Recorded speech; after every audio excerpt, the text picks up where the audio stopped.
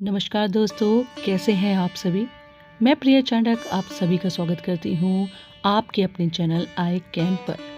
दोस्तों, आज की कहानी का शीर्षक है राम से बड़ा राम का नाम क्यों।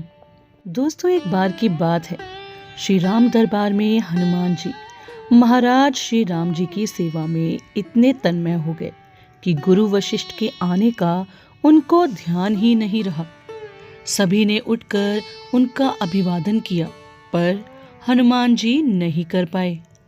वशिष्ठ जी ने श्री राम जी से कहा कि राम, गुरु का भरे दरबार में अभिवादन नहीं कर मान करने पर क्या सजा होनी चाहिए। श्री राम जी ने कहा, गुरुवर आप ही बताएं। वशिष्ठ जी ने कहा, मृत्युदंड। श्री राम जी ने कहा, स्वीकार है। तब श्री राम जी ने कहा कि गुरुदेव आप बताएं कि यह अपराध किसने किया है। बता दूंगा, पर राम, वो तुम्हारा इतना प्रिय है कि तुम अपने आप को सजा दे दोगे, पर उसको नहीं दे पाओगे। श्री राम जी ने कहा, गुरुदेव राम के लिए सब समान है। नहीं राम, मुझे तुम्हारे ऊपर संशय नहीं है, पर मुझे दंड के परिपूर्ण होने पर संशय है।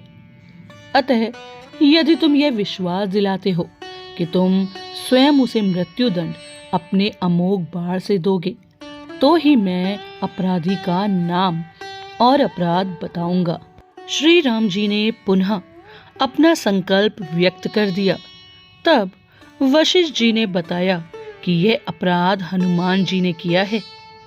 हनुमान जी ने भी स्वीकार कर लिया।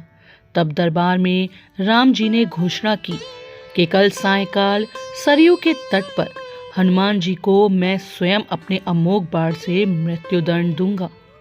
हनुमान जी के घर जाने पर उदासी की अवस्था में माता अंजनी ने देखा तो चकित रह गई कि मेरा लाल महावीर, अतुलित बल का स्वामी, ज्ञान का भंडार आज इस अवस्था में। माता ने बार बार पूछा, पर जब हनुमान चुप रहे तो माता ने अपने दूध का वास्ता देकर पूछा। तब हनुमान जी ने बताया कि यह प्रकरण हुआ है अनजाने में। माता, आप जानती हैं कि हनुमान को संपूर्ण ब्रह्मांड में कोई नहीं मार सकता, पर भगवान श्री राम के अमोघ बाण से भी कोई नहीं बच सकता। तब माता ने कहा कि हनुमान, मैंने भगवान शंकर से राम नाम मंत्र प्राप्त किया था और तुम्हें भी जन्म के साथ ही यह नाम घुटी में पिलाया है, जिसके प्रताप से तुमने बचपन में ही सूर्य को फल समझकर अपने मुख में ले लिया था। उस राम नाम के होते हुए हनुमान कोई भी तुम्हारा बाल भी बांका नहीं कर सकता, चाहे वो राम स्वयं भी हो। राम नाम की शक्ति के सामने राम की शक्ति और राम के अमोघ शक्ति बाण की शक्तियां महत्वहीन हो जाएंगी। जाओ मेरे लाल, अभी से सरयू के तट पर जाकर राम नाम का उच्चारण करना आरंभ कर दो। माता के चरण छूकर हनुमान जी सरयू किनारे राम राम राम राम रटने लगे। सायंकाल राम अपने संपूर्ण दरबार सहित सरयू तट पर आए। सबको कौतूहल था कि क्या राम हनुमान को सजा देंगे, पर जब श्री राम ने बार बार राम बाण अपने महान शक्तिधारी अमोघ शक्ति बाण चलाए, पर हनुमान जी के ऊपर उनका कोई असर नहीं हुआ, तो गुरु वशिष्ठ जी ने शंका जताई कि राम, तुम अपनी पूर्ण निष्ठा से बाणों का प्रयोग कर रहे हो। तब श्री राम ने कहा, हाँ गुरुदेव, मैं गुरु के प्रति अपराध की सजा देने को अपने बाण चला रहा हूँ।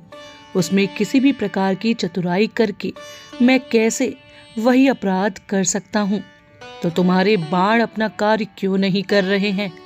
तब श्री राम ने कहा, गुरुदेव, हनुमान राम राम राम की अखंड रट लगाए हुए है।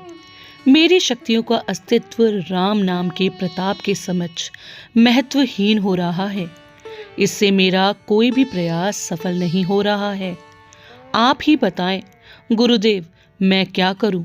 गुरुदेव ने कहा, राम, आज से मैं तुम्हारे साथ तुम्हारे दरबार को त्याग कर अपने आश्रम जा रहा हूं, जहां राम नाम का निरंतर जप करूंगा।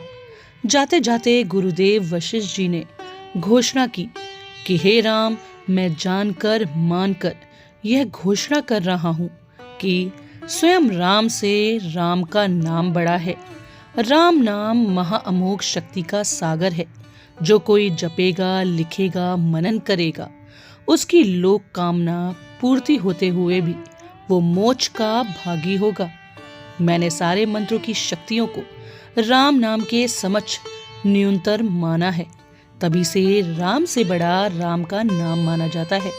वो पत्थर भी तैर जाते हैं जिन पर श्री राम का नाम लिखा रहता है।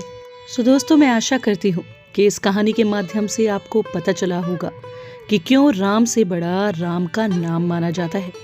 कहानी पसंद आई हो तो चैनल को सब्सक्राइब जरूर कीजिएगा। धन्यवाद।